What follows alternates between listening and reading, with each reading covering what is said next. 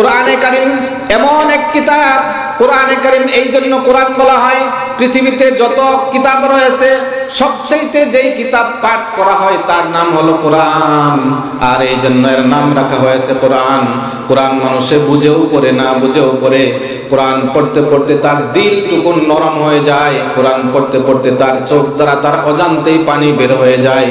কোরআনে কারীমের একটা হরফ তেলাওয়াত করলে আল্লাহ রাব্বুল আলামিন 10 নেকি তার আমলনামায় দান করেন। কোরআনে কারীমের তেলাওয়াত এমন এক মধুর তেলাওয়াত, যেই তেলাওয়াতগুলো আমার অজান্তে আমার গুনাহগুলো মাফ করে দিয়ে, আমার কল্পটুকুন পরিশুদ্ধ করে দিয়ে কোরআনের হেফাজত মুহাফেজত হওয়ার জন্য আল্লাহ তাআলা প্রস্তুতি দান করার তৌফিক দিয়ে দেয়।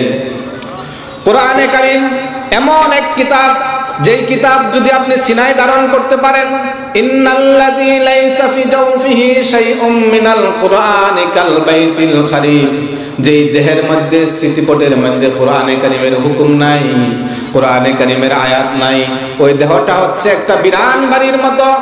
যেই বিরান বাড়িতে মানুষ থাকে না, যেই বিরান বাড়িতে মানুষ থাকে না, ওই বিরান বাড়িতে কি থাকে? ইঁদুর, বাদর, সারপোকা, তেলাপোকা, শয়তান, জিন ভরপুর থাকে।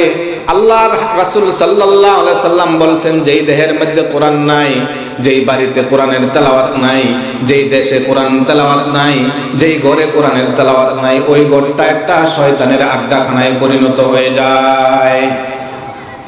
কোরআনে কারীমের মধ্যে যেহেতু আমরা সকলেই কোরআন পড়তে পারি না, কিন্তু কোরআনের ছোট্ট ছোট্ট সূরা আমরা মুখস্থ জানি। যেমন সূরা ইখলাস সকলেই জানি, সূরা ফাতিহা সকলেই জানি। একজন লোক ফজরের পরে আধা ঘন্টা কোরআনে কারীমের তেলাওয়াত করলো, হাফেজ সাহেব সে এক পারা পড়লো, আর আপনি কোরআনে কারীমের তেলাওয়াত করতে পারেন না, একটা সূরাই শুধু আধা ঘন্টা পড়লেন। হাদিস শরীফে আসছে ওই দুই ব্যক্তিকে এক সমান সওয়াব আল্লাহ তাআলা তাকে দান করে দিবেন। যে ব্যক্তি কোরআনে কারীমের ছোট্ট একটা সূরা, যেমন সূরা ইখলাস, কেউ যদি 3 বার পাঠ করে আল্লাহ রাব্বুল আলামিন তার আমলনামায় এক কোরআন খতমের সমান সওয়াব আল্লাহ তাআলা তাকে দান করে দেয়। আবার কেউ যদি এই কোরআনে কারীমের ছোট্ট সূরা ইখলাসটুকুন 10 বার পাঠ করে, আল্লাহ রাব্বুল আলামিন তার জন্য জান্নাতে একটা বিশাল প্রাসাদ তৈরি করে দেয়, একটা বাড়ি নির্মাণ করে দেয়। সময় লাগে 1.5 মিনিট। আমি 1.5 মিনিটে, আল্লাহ তাআলা আমাকে 1440 মিনিট সময় দুনিয়াতে দৈনিক দিয়েছেন। ওই 1440 মিনিটের ভিতরে আমি যদি 2টা মিনিট খরচ করতে পারি, আমার জান্নাতে একটা বাড়ি হয়ে যায়। আর কোরআনে কারীমের বদৌলতের কারণে এই কোরআনে কারীমের 10 বার সূরা ইখলাস পাঠ করলো, একটা বাড়ি হয়ে গেল। এই হাদিস হযরত ওমর রাদিয়াল্লাহু তাআলা শোনার পর বললেন, ইয়া রাসূলুল্লাহ, ইয়া হাবিবাল্লাহ, আমি যদি দৈনিক 20 বার পড়ি তাহলে 2টা জান্নাত হবে। আল্লাহ রাসূল বললেন, আবার বললেন, হে আল্লাহ রাসূল, আমি যদি 100 বার পড়ি তাহলে কি হবে? তাহলে তোমার জন্য 10টা বাড়ি নির্মাণ করে দেওয়া হবে। আবার আল্লাহ রাসূল সাল্লাল্লাহু আলাইহি সাল্লাম বললেন, হে ওমর, তুমি কোরআনে কারীমের এই সূরাটুকুন পড়তে থাকবা, আর আল্লাহ তোমার জন্য বাড়ি বানাইতে থাকবে।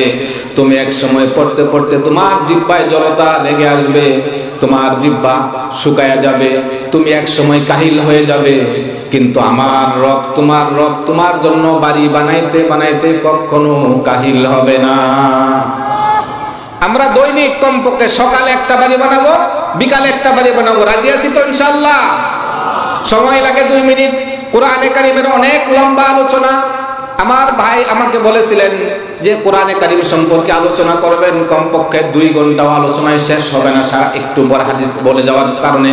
কিন্তু আমলের কিছু কথা বলে যায়, যেই আমলগুলো ধরে রাখলে আপনারা পরকালে শান্তিতে থাকতে পারবেন, কবরে শান্তিতে থাকতে পারবেন, হাসরে থাকতে পারবেন, মিজানে